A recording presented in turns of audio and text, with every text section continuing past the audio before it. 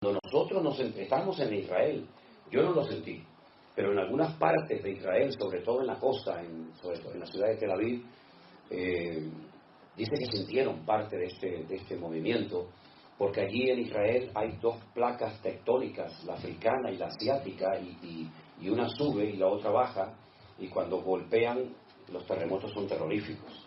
Y cuando me llegó la noticia de que había habido un terremoto de una magnitud tremenda en Turquía, y iban por 200 o 300 muertos, yo dije, oh, madre mía, 300 muertos, qué barbaridad, qué tragedia, ¿no? Hermanos, 300, ojalá hubieran sido solamente 300.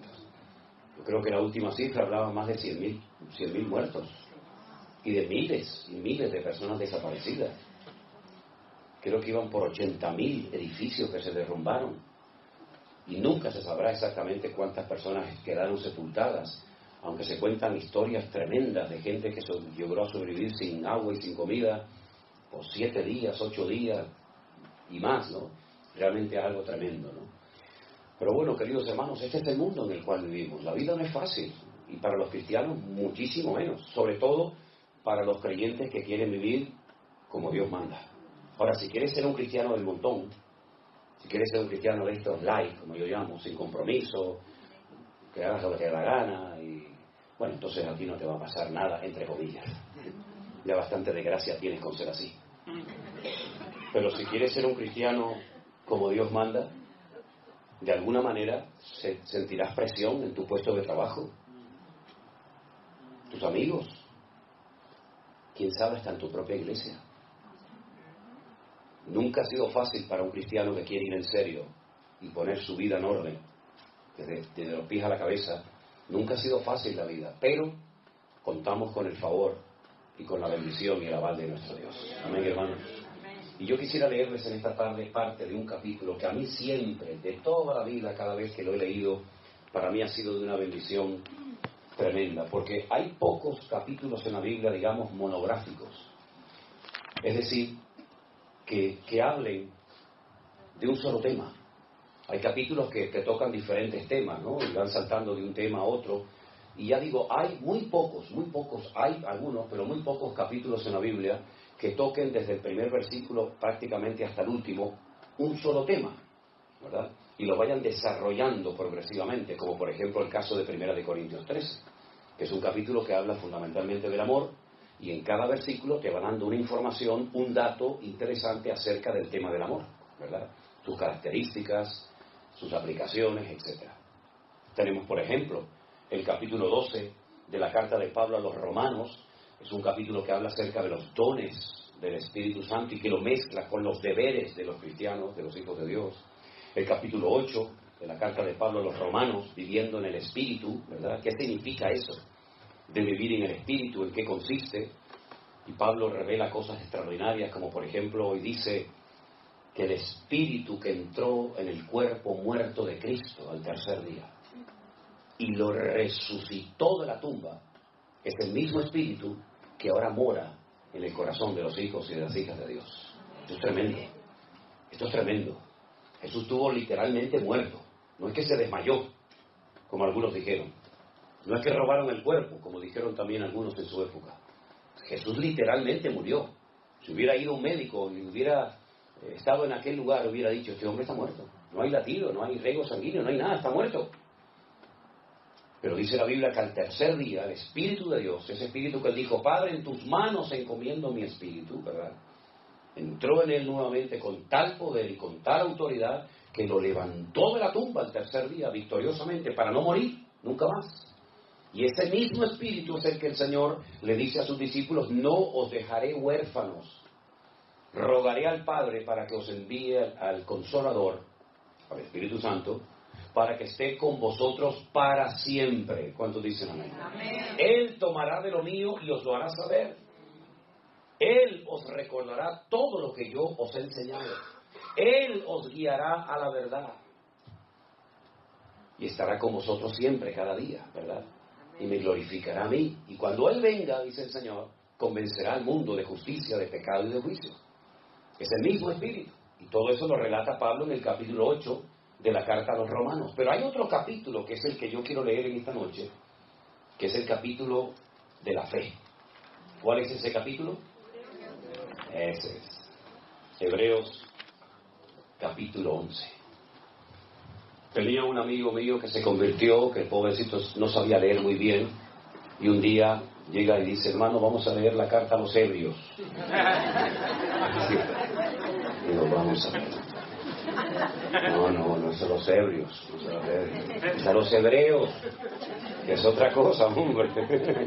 Ay, Señor. Aquel que dijo, carta de Pablo a Galicia, a los gallegos, ¿no? No, a los Gálatas, que es otra cosa. Y bueno, Hebreos capítulo 11 es el capítulo efectivamente de la fe. Y nos da una pequeña definición. La Biblia considera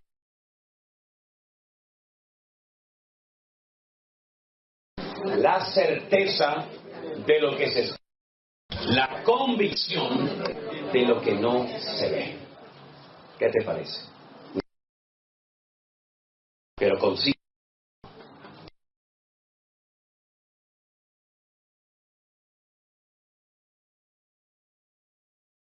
Dios mediante.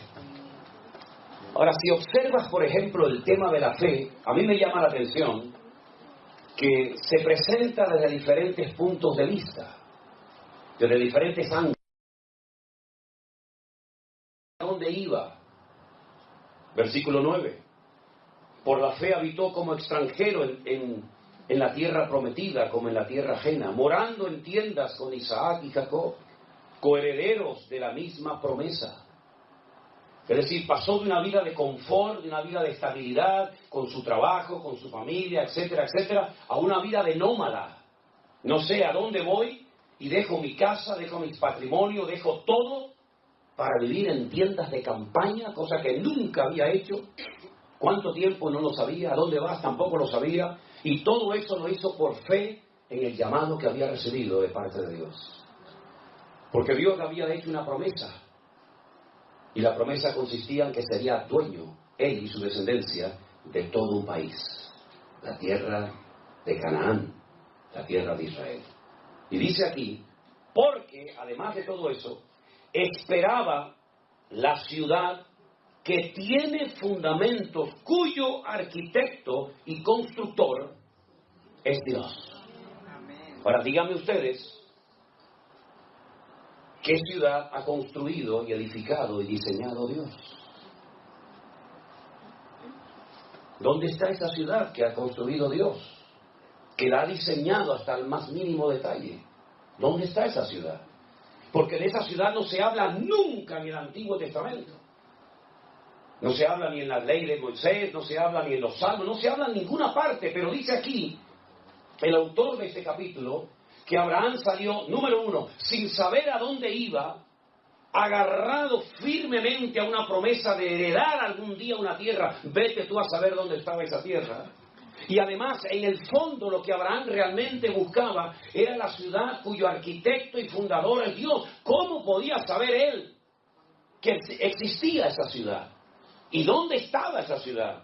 Si el primero en toda la historia de la Biblia que nos relata esa ciudad, cómo es, sus medidas, sus materiales, etcétera, etcétera, hasta su nombre, fue Juan en el libro del Apocalipsis, en el capítulo 21 y 22 del Apocalipsis. Pero dice la Biblia que salió sin saber dónde estaba, pero la buscaba, y dice que la saludó y la vio de lejos. Por eso es el hombre llamado en la Biblia el Padre de la fe. Esa ciudad cuyo arquitecto y fundador y diseñador es Dios es nada más y nada menos que la Nueva Jerusalén. Si quieren saber cómo es, si quieren saber cuáles son sus características, sus medidas, sus materiales, etcétera, lean esta noche antes de dormir el capítulo 21 y 22 de Apocalipsis y te vas a quedar asombrado, porque ahí está la ciudad que Abraham buscaba y dice que la vio. Es decir, aún antes del nacimiento de la iglesia, aún antes del nacimiento físico y terrenal del Señor Jesucristo, ya Dios había construido esa ciudad destinada en la eternidad para ti y para mí. ¿Cuántos dicen amén? Tremendo. Fíjate que un día los judíos, hablando con el Señor Jesucristo, Él habla de su eternidad y les dice, yo soy antes de Abraham. Y le dijeron, ¿cómo vas a decir tú antes de Abraham si no tienes ni 40 años? Por poner una cifra, ¿no? Si ustedes verdaderamente fueran hijos de Abraham, como le dijo el Señor a los judíos, creerían en mí, porque Él vio mis días y se gozó. Es increíble, ¿verdad? Cómo parece que estaba ya todo escrito y planificado desde antes de la fundación del mundo. Ya la nueva Jerusalén existía antes de la creación de Adán y Eva. Ya el Señor Jesucristo sabía que moriría algún día en una cruz y aún no había sido creado Adán y Eva ni el jardín del Edén. Luego ya Dios lo que hace en su palabra es relatarnos lo que para Él ya es pasado, pero que todavía para nosotros sigue siendo un misterio y sigue siendo futuro. Por eso es muy interesante ver cómo Dios relata las cosas del futuro, que cuando te las cuenta, las lees y parecen como que ya han sucedido en el pasado lejano y distante. Cuando le dice aquel anciano a Juan en la isla de Patmos, Juan, estas multitudes que no se pueden contar, con ropas blancas, de todas las naciones, pueblos, tribus y lenguas, ¿quiénes son esta gente? ¿De dónde han salido? ¿De dónde vienen? Y Juan en aquel momento llora y le dice, yo no lo sé, Señor. Yo no sé quién es esta gente. Yo no sé de dónde han salido. Y la respuesta celestial fue, estos son los que ya han salido de la gran tribulación y no han manchado sus vestiduras, sino que se han mantenido santos y puros para el Cordero de Dios. Ya han salido de la gran tribulación y la gran tribulación aún todavía no ha empezado. Pero el Señor te lo cuenta en futuro, lo que todavía no había, en pasado, lo que todavía no ha ocurrido. Porque ¿qué es lo que será? Dice la Biblia, lo mismo que fue. Por lo tanto, qué interesante es ver cómo Dios, me permite la expresión, Él ya vio toda la película. ¿No les ha pasado a ustedes que ya han visto, por ejemplo, ahora Cristina está viendo una serie, Fauda, que yo la he visto en internet, en Netflix, y yo ya la he visto toda, ya va por la primera temporada, y yo ya voy por la cuarta. Y cuando yo la estoy viendo, y yo le digo, cuidado con este que es malo, ¿eh? Eso le enfada muchísimo a Miriam. Yo entro en la habitación y digo, ay, pero este chico la va a matar a la chica. Pero papá, por favor, pero no me cuentes la película. El Señor ya nos contó en la Biblia la película. El Señor ya nos contó la película. Él sabe cómo va a terminar todo.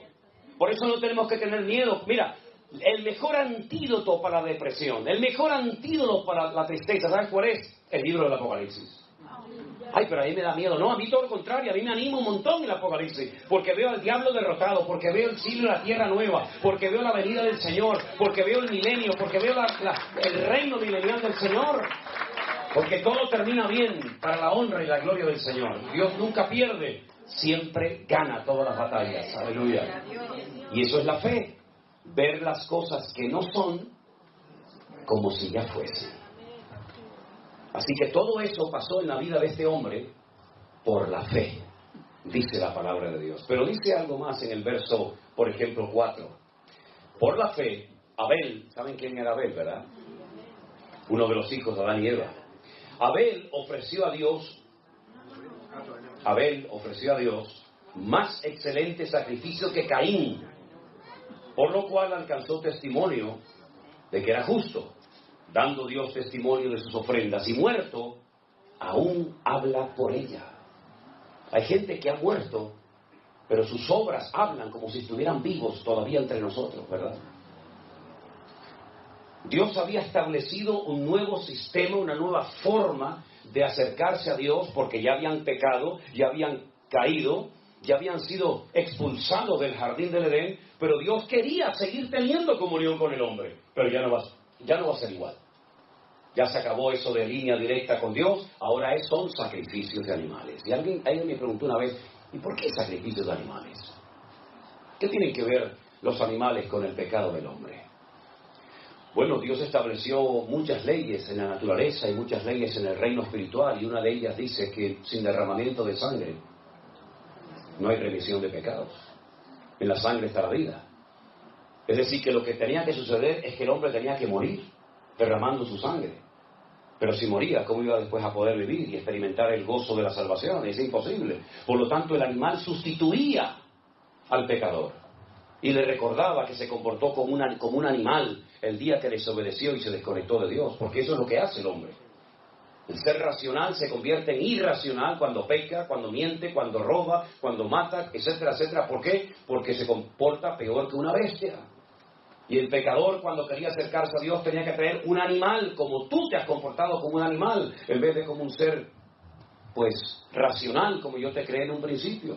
Y vas a tener que poner tus manos sobre la cabeza de ese animal inocente y confesar públicamente tus pecados. Y ese animal simbólicamente va a morir en tu lugar, aunque no te va a perdonar los pecados, pero es para que recuerdes siempre que eres un pecador.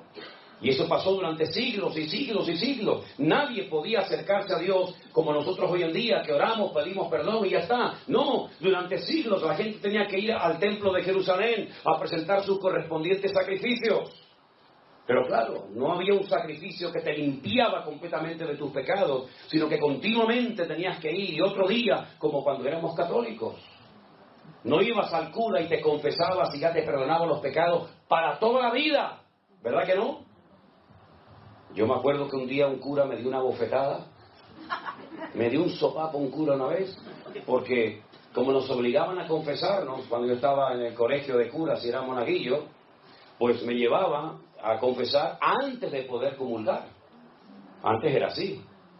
Y cuando iba al cura y le decía de aquello de Ave María Purísima, sin pecado concebida, hijo, cuénteme sus pecados. Y yo, de bromista, le digo, Padre, me confieso de mis pecados y también me confieso de los pecados que voy a hacer cuando salga de misa otra vez. Y salió del confesionario y me dio una bofetada y dice, no tienes vergüenza, no tienes vergüenza. Digo, es que voy a pecar otra vez, es que hay una niña que me gusta mucho y me voy a ir con ella después cuando salga de la misa. ¿Te das cuenta? No hay alguien que te pueda perdonar para siempre los pecados, solamente aquel que dijo, este es el Cordero de Dios que quita el pecado del mundo, a Él sea la gloria y la honra en esta noche. Jesucristo, el Hijo de Dios, aleluya. Él perdona y olvida. La pregunta es, ¿y tú te has perdonado a ti misma?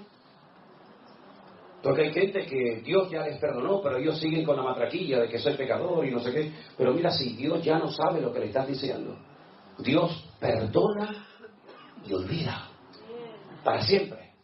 Y nunca más volverá a echarte en cara tus pecados. Si te vienen esos remordimientos de conciencia, si te vienen esos malos recuerdos, no es el Señor, es el diablo que viene a acusarte de lo que Cristo ya te perdonó. Y eres libre completamente en el nombre del Señor, ¿verdad? Y entonces cuando Abel sabía que tenía que ir ante la presencia del Señor con un sacrificio de animales, él fue y lo hizo así, porque eso era lo que Dios había enseñado. Pero su hermano Caín no lo hizo, porque era un desobediente, era un rebelde. ¿Quién le enseñó a Caín a ser desobediente y rebelde? ¿Es que acaso tenemos que darle una clase, un curso intensivo a nuestros hijos para que se porten mal o sean desobedientes? Ya lo llevan dentro. Ya va en el paquete. No tienes que enseñarle a que sea un respondón, ya lo lleva dentro. No tienes que enseñarle a que sea cualquier otra cosa, porque lo que hay que enseñarle son buenos modales y buenos principios, pero lo malo ya lo llevan dentro. Como dijo aquel, dice, el hombre no es pecador porque peca. No, es al revés. El hombre peca porque es pecador. Y hay algo que nos domina, es algo que nos atrapa, y a menos que tú lleves eso a los pies de Cristo, hay una fuerza interior que aunque digas no lo voy a hacer más, no lo voy a hacer más, lo vuelves a hacer otra vez y otra vez y otra vez. Y aunque pidas perdón, lo vuelves a hacer otra vez. Porque tú no puedes contra esa fuerza tremenda que destruye países enteros, que destruye iglesias, que destruye ministerios, que destruye familia, que destruye a la raza humana, que es el poder del pecado. Es algo real. El poder más destructivo que hay es el poder del pecado. Y si no, mira cómo está el mundo, lleno de pecado, de desobediencia, de rebeldía, de soberbias por todas partes. Y para eso vino Cristo, para darte un poder más fuerte que el que te dominó durante años. Y cuando llega Caín a la presencia del Señor, no trae una ofrenda de animales, sino un producto de la tierra. Es decir, yo me acerco a Dios. Caín no era ateo, era un desobediente. Yo me acerco a Dios a mi manera. Me da igual lo que Dios haya dicho. Dice animales, yo traigo patatas del campo.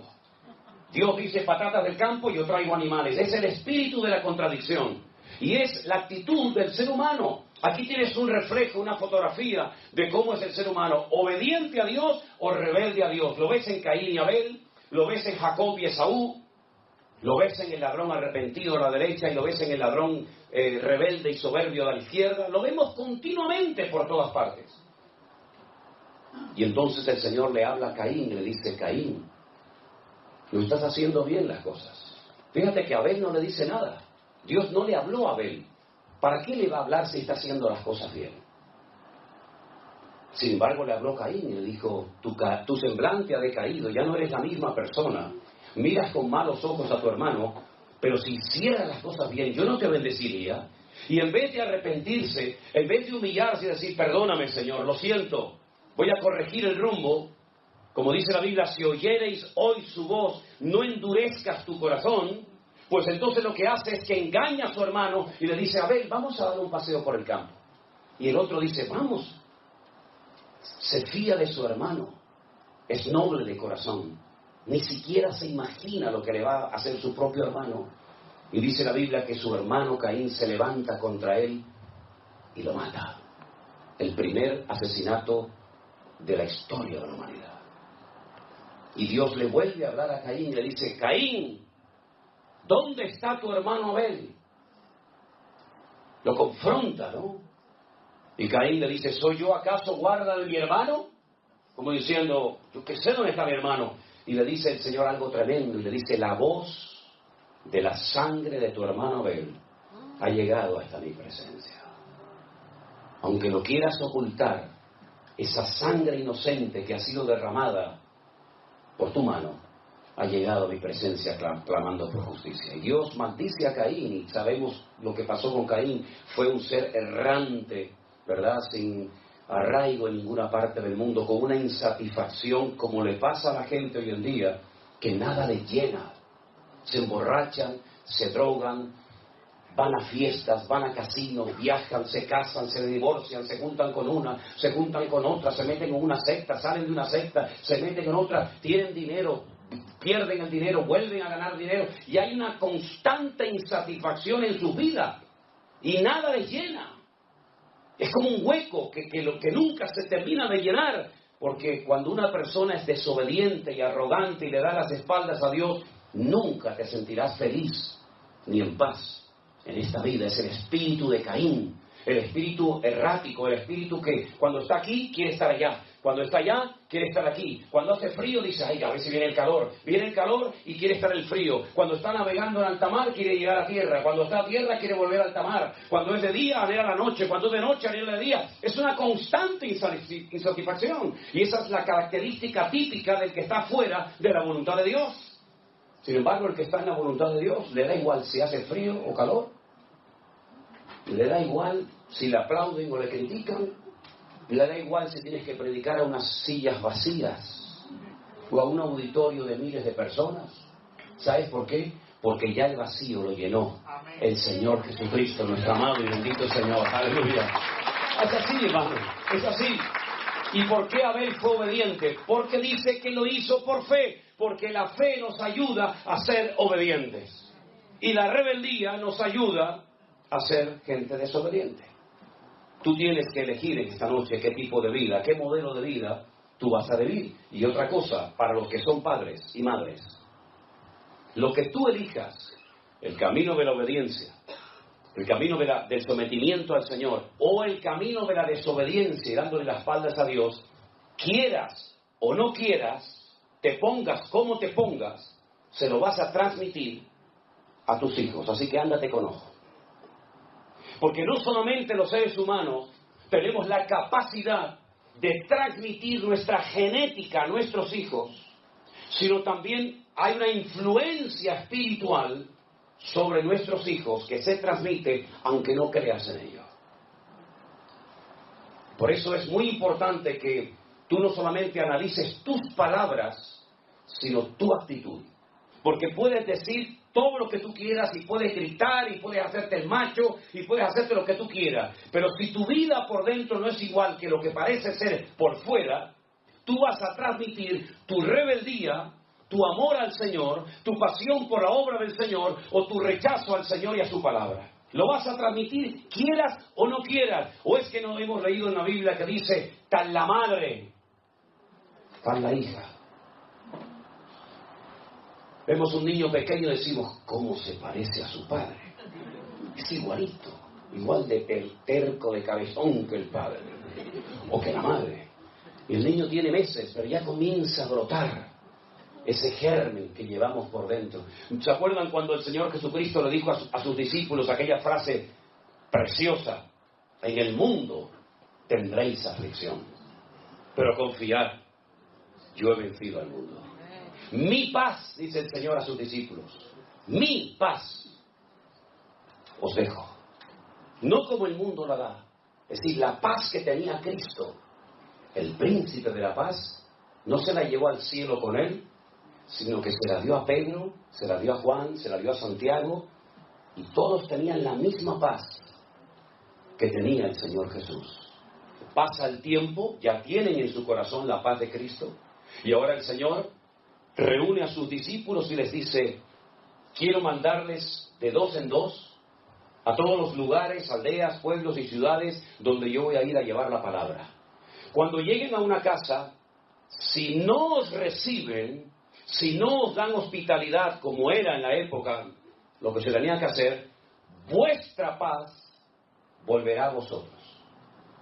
Pero si en una casa os dan hospedaje, os dan comida, os tratan bien, etcétera, etcétera, vuestra paz reposará sobre esa casa. Es decir, que a ellos podían transmitir la misma paz que el Señor Jesucristo les dio, porque recibían de Cristo y de ellos podían dar a los demás. Por eso cuando vas al Sermón del Monte, a las famosas bienaventuranzas, te encuentras que a los hijos de Dios se les conoce como pacificadores. Bienaventurados los hijos de Dios, porque ellos serán llamados pacificadores. ¿Qué transmites tú en tu casa? ¿Qué transmites? Ustedes saben que cuando una persona, por ejemplo, fuma, el olor del humo, del tabaco, se le impregna. ¿Sí o no? La Biblia dice que un día una mujer ungió al Señor Jesucristo con un vaso de alabastro de nardo puro, y toda la casa y todos los que estaban en la casa fueron impregnados con aquel olor del Señor. Y déjenme que les diga que hace poquito estuve en Israel y una hermana compró un vasito, así un frasquito pequeño de alabastro, y me echó una gota así en la mano. Oye, y huele algo increíble. ¿Cómo sería un vaso de alabastro de nardo puro, verdad? Tremendo, ¿no? Así que, amados hermanos, ¿qué es lo que transmitimos a los demás? Cuando llegas a un lugar, transmites confianza, transmites fe, transmites optimismo, transmites la presencia de Dios. ¿O qué transmites? La Biblia dice que el Señor tomó del espíritu de Moisés y se lo puso a los 70 ancianos que iban a dirigir y a llevar el pueblo, la carga del pueblo de Israel, juntamente con él. ¿Qué transmites tú cuando hablas? ¿Qué transmites tú como persona, como hombre? Si yo me marcho esta noche de aquí y yo hago así, y yo me voy, si la policía viniera dentro de un rato o dentro de unos días a este lugar y examinaran estas huellas digitales, sabrían que yo estuve aquí. Porque estas huellas digitales no las tiene nadie en el mundo. Son únicas. Nadie, jamás en la historia de la humanidad, tuvo estas huellas digitales, ni las tendrá en el futuro nadie, exactamente igual que las de ustedes.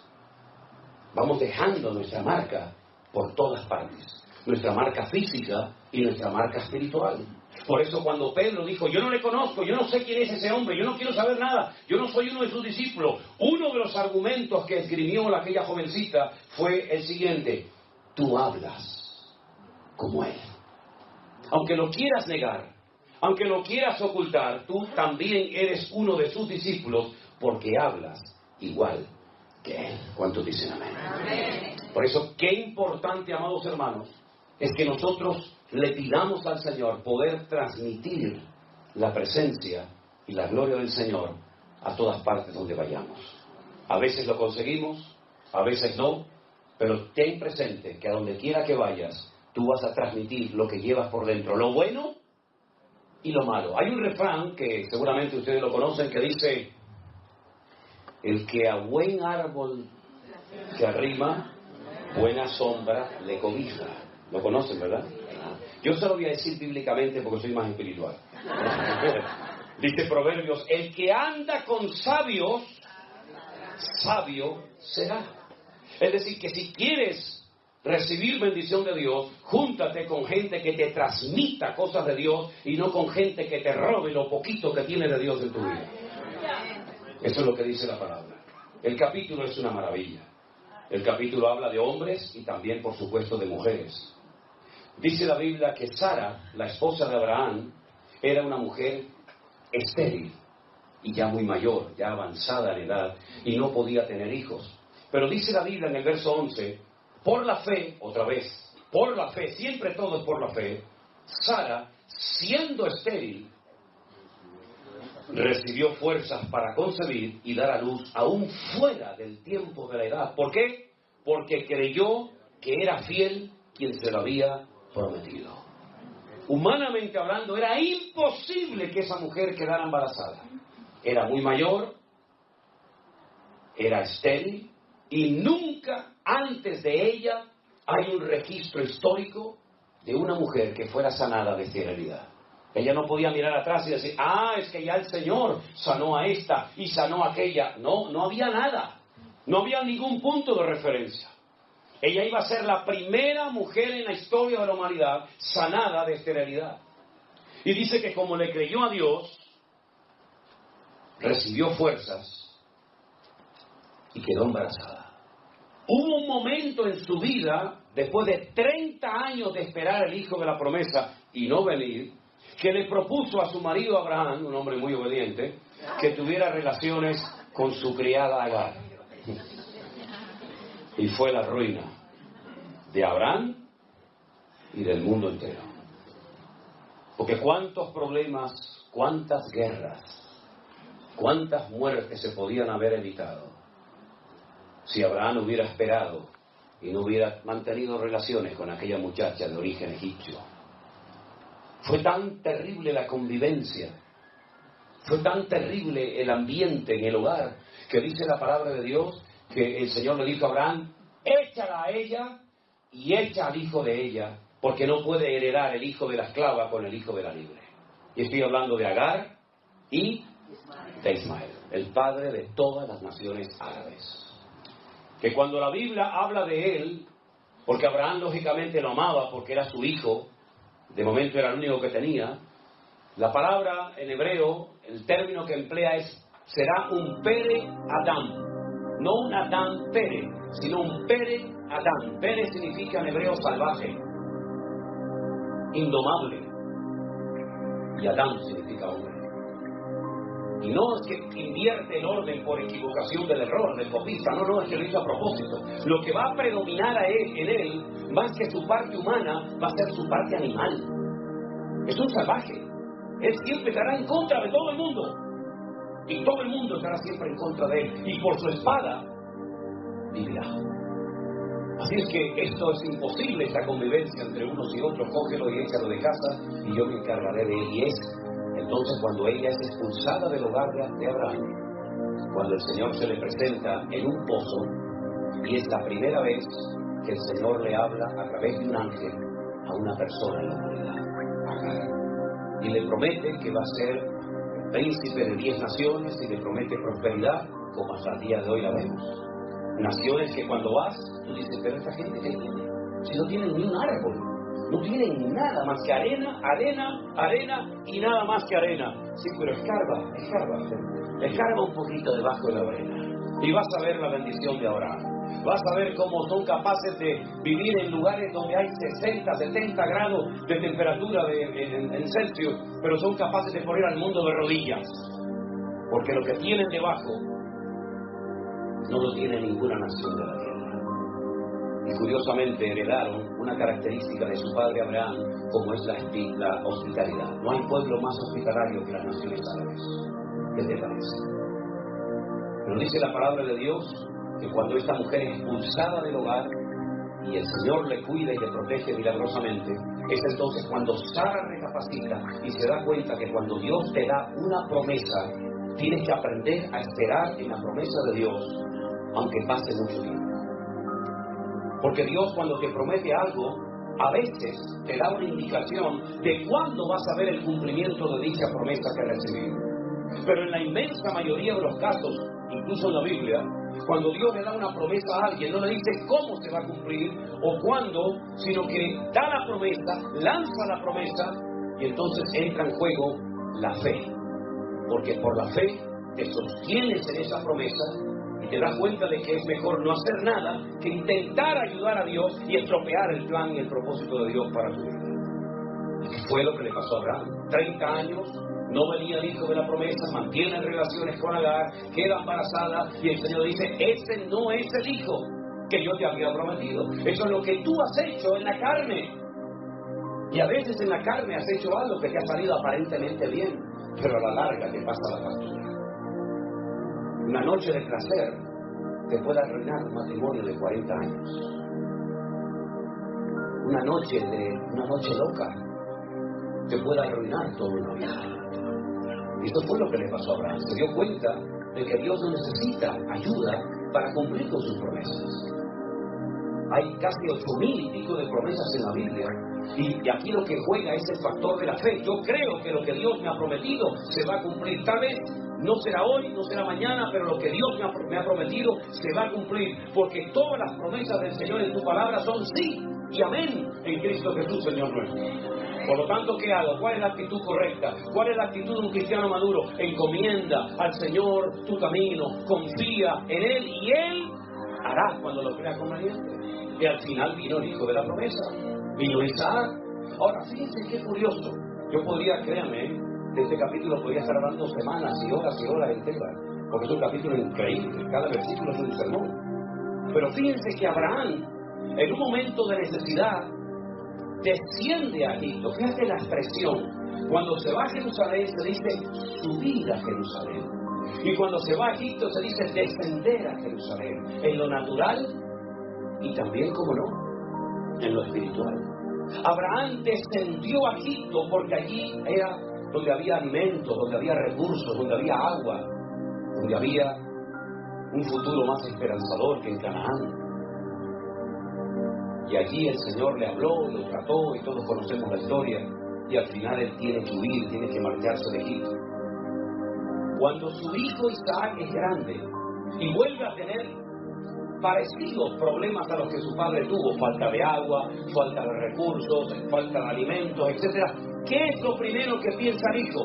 En hacer lo mismo que le vio hacer a su padre, descender a Egipto. Pero Dios le dice a Isaac, no vayas a Egipto, no desciendas a Egipto. Pero Señor, yo soy dueño de miles de cabezas de ganado. Donde yo vivo no hay pastos.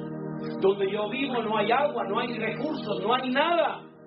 Voy a terminar perdiéndolo todo. En Egipto está el río Nilo, el río más largo del mundo. Siempre hay agua, siempre hay tierra fértil. Señor dice, no vayas a Egipto. Quédate aquí. Y uno dice, ¿dónde le dijo el Señor a Isaac? Quédate aquí, no te muevas. En un lugar llamado Beer-sheba. La palabra Beer en hebreo es pozo. Sheba es el número 7.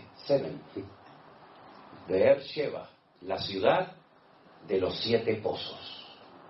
Algunos de ellos los había abierto su padre Abraham. Entonces dijo, bueno, pues oraremos para que salga agua de los pozos y vamos a ver qué pasa. Los filisteos venían y le echaban tierra y piedra a los pozos y se los cegaban. Y entonces él se iba a otro lugar y abría un pozo, encontraba agua y los filisteos venían y se lo cerraban.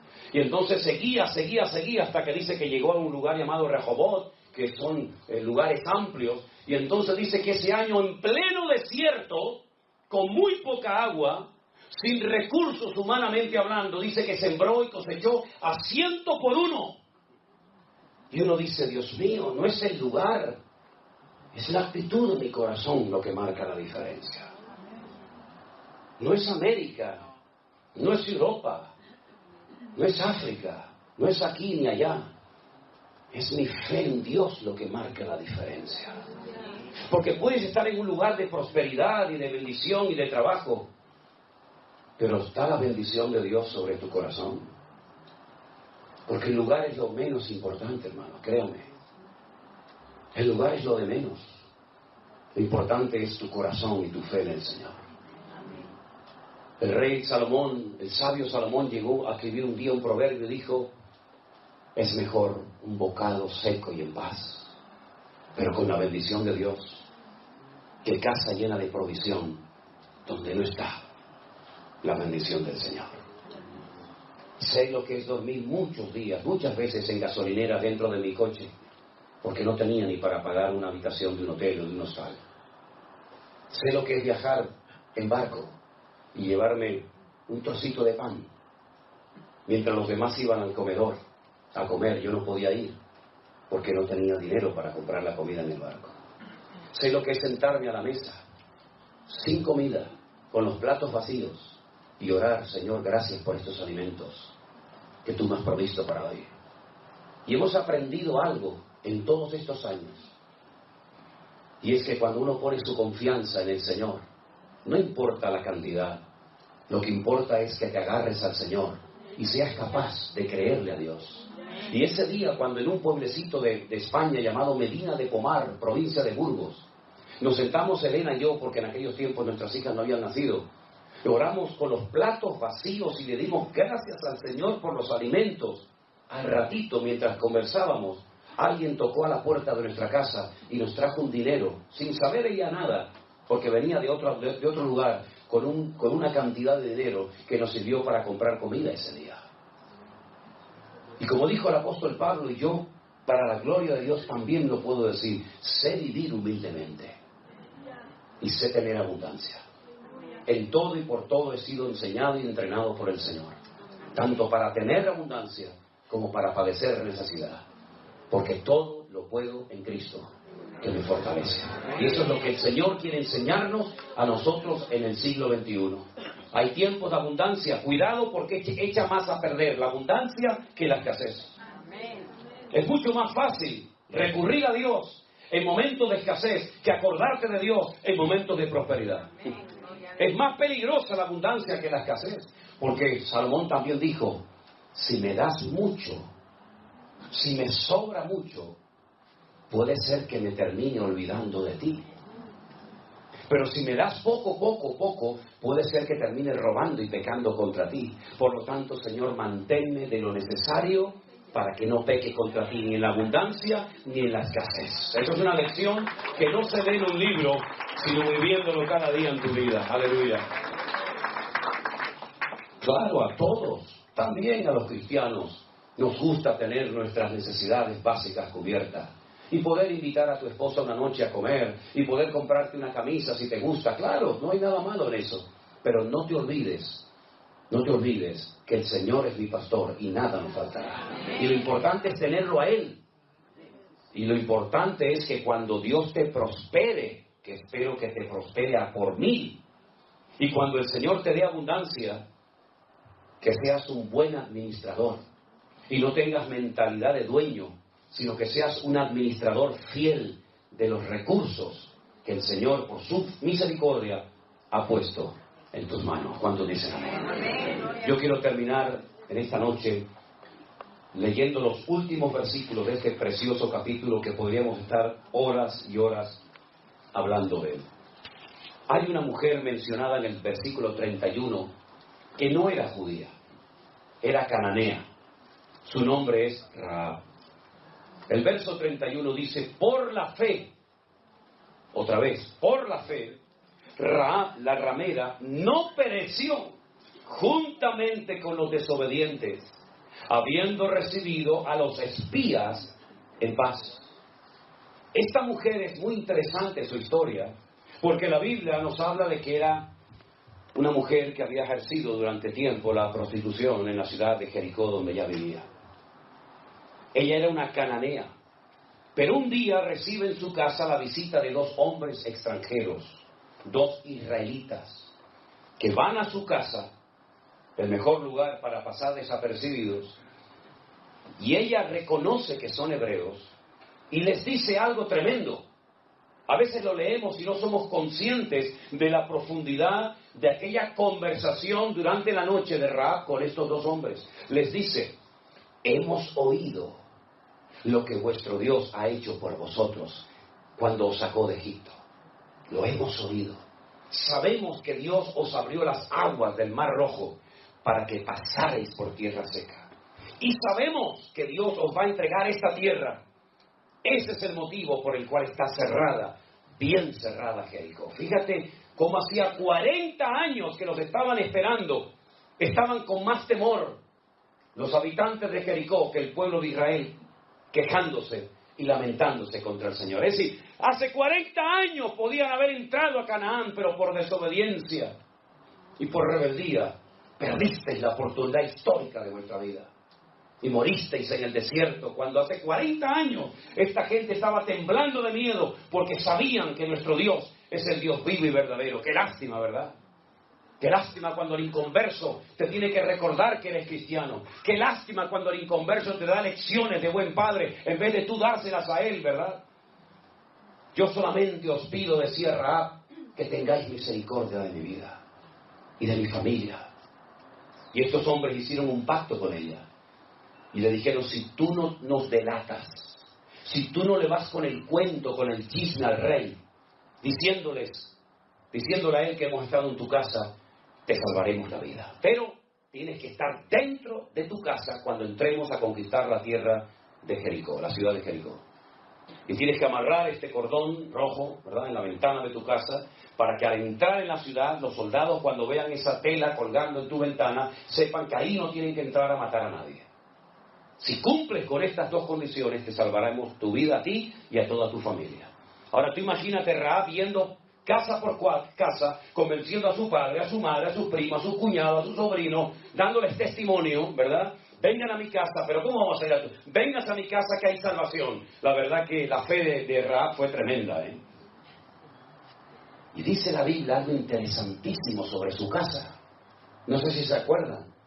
La ciudad de Jericó era como dos círculos concéntricos, uno dentro del otro. Había una muralla exterior y otra muralla interior, y entre muro y muro, dice la Biblia que Rahab había construido su casa. Vivía entre un muro y otro. Quédense con ese detalle. Cuando llega el día de la invasión, de la conquista de Jericó, la Biblia dice que las murallas de Jericó se derrumbaron. Y cuando arqueólogos descubrieron las antiguas murallas de Jericó, llegaron a una conclusión muy interesante.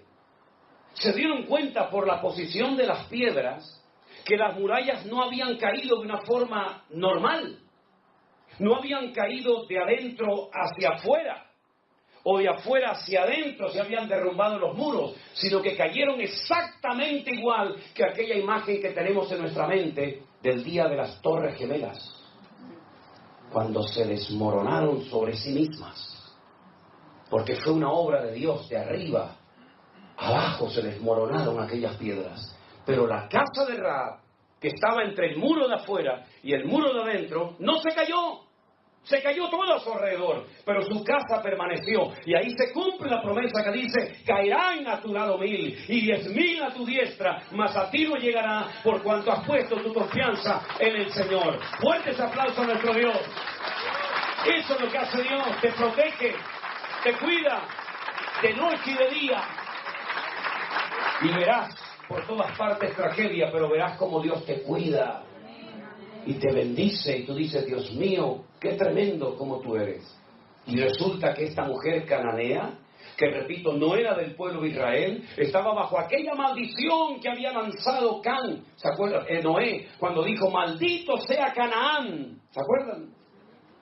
Cuando lo vieron desnudo, y él maldijo a alguien que ni siquiera existía en aquel momento, sus 3 hijos, Sem, Can y Jafet, y maldice al nieto, al hijo de Can, a los cananeos. ¿Y cómo se llamaba la tierra donde vivía Rahab en aquel tiempo? Canaán. Los cananeos estaban todos bajo la maldición de Noé. Pero ella resulta que se incorpora, se integra en la vida del pueblo de Israel y se casa con uno de los espías. ¿Sabían eso? Que se llamó Salmón. No, sino Salmón. Esta mañana hablé de Salmón. Se casó con Salmón.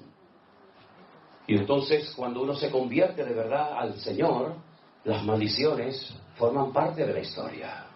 Ya puedo dormir en paz me acostaré y asimismo dormiré, porque solo tú, Señor, me haces vivir confiado. Ya no tengo miedo de lo que me hizo mi padre, lo que me hizo mi abuelo, de lo que pasó en la Reconquista, lo que no, yo no tengo nada que ver con eso. Yo voy a quitar del pueblo, dijo el Señor, ese refrán que tenéis, que no concuerda con la realidad. Los padres comieron las uvas y los hijos tuvieron la dentera. El alma que pecare, esa morirá. El hijo no morirá por los pecados del padre, ni el padre morirá por los pecados del hijo, sino que el alma que pecare, esa morirá. Así que ella ya no es una mujer bajo maldición, sino que ahora toda la maldición se convierte en bendición y queda embarazada y tiene nada más y nada menos que a un hijo que se llamó Booz. Booz. Díganlo en español, Booz. Con Z. Y Booz llegó a ser uno de los hombres más ricos de Israel. Un terrateniente que tenía tierras en abundancia. Y un día ve venir por el horizonte a una mujer de los campos de Moab, viuda, con una mano delante y una mano detrás, pobrecita, tratando de sustentar su vida y la de su suegra, y se enamora de ella, y se casa con ella. El hijo de Rahab se casó con Ruth, la moabita, y quedó embarazada, y tuvo un hijo llamado Obed. Y Obed pasa el tiempo y tiene un hijo llamado Isaí. E Isaí tiene muchos hijos, pero sin lugar a dudas, el más famoso de todos fue el mismísimo rey David. ¿Y de dónde viene el Señor Jesucristo? Entroncado con esa familia, con la familia de Judá, porque Dios torna la maldición en bendición. ¿Cuántos dicen amén? ¡Gloria a Dios! ¿De dónde ha salido eso de que vamos a echarle hoy los demonios a los hermanos miembros de la iglesia? ¿De dónde ha salido ese disparate? Incluso algunos hasta le dicen, tiene que pagar para que el pastor le bendiga y le saquen los demonios y les rompan las maldiciones generacionales. ¿Saben cuando fui a Santiago de Chile la primera vez? Yo iba a predicar en una iglesia de indígenas ahí en Chile. Y estábamos en una plataforma, un montón de gente, y yo estaba entre ellos y me dice el pastor al oído, usted viene de España, ¿verdad? Y le digo, sí, de las Islas Canarias vengo. De España, ¿no? Digo, sí, de España. Dice, pastor, sería muy bueno que usted hoy cuando se suba a la plataforma a predicar le pidiera perdón a la iglesia. Y era la primera vez en mi vida que estaba allí. Digo, ¿hice algo malo? ¿Por qué le tengo que pedir perdón? Dice, porque usted sabe lo que hicieron los españoles en América.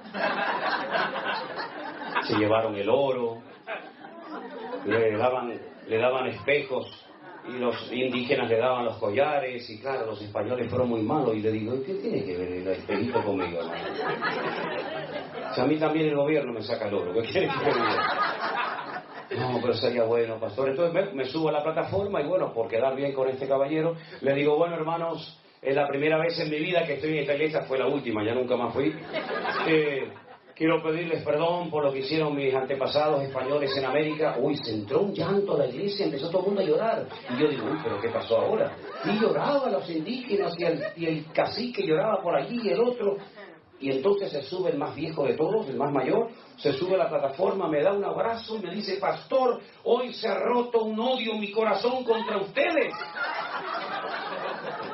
Y yo decía para mí, si el que me tiene que pedir perdón es usted, a mí que me odia, a mí yo no lo he visto a usted en mi vida, amigo.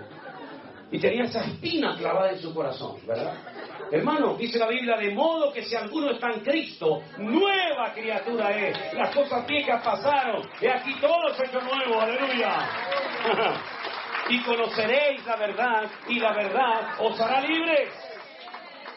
Bueno, si usted quiere pedirle perdón por lo que hicieron sus padres, pues pídele perdón. Pero, hermano, los pecados son personales. Y tal vez su padre fue un hombre malo, perverso, terrible. Pero si usted es un hijo de Dios, su nombre ahora está escrito en el libro de la vida. Y usted no tiene que tener remordimiento de conciencia de lo que hicieron sus antepasados. Procure, ya que no puede arreglar su pasado, procure no estropear su presente y arruinar su futuro. Cierre sus ojos en esta noche, mi querido hermano. Repito, podríamos disfrutar de este texto horas y horas, porque podríamos hablar de Jacob, de Moisés, de José, de Barak, de Sansón, de Gedeón, de Samuel, de David. Y nos darían las horas y las horas disfrutando de su palabra. porque la palabra de Dios es maravillosa. Hermosa es su palabra, más dulce que la miel que destila del panal. Gloria a Dios. Dele gracias al Señor ahí donde está esta noche. Aleluya.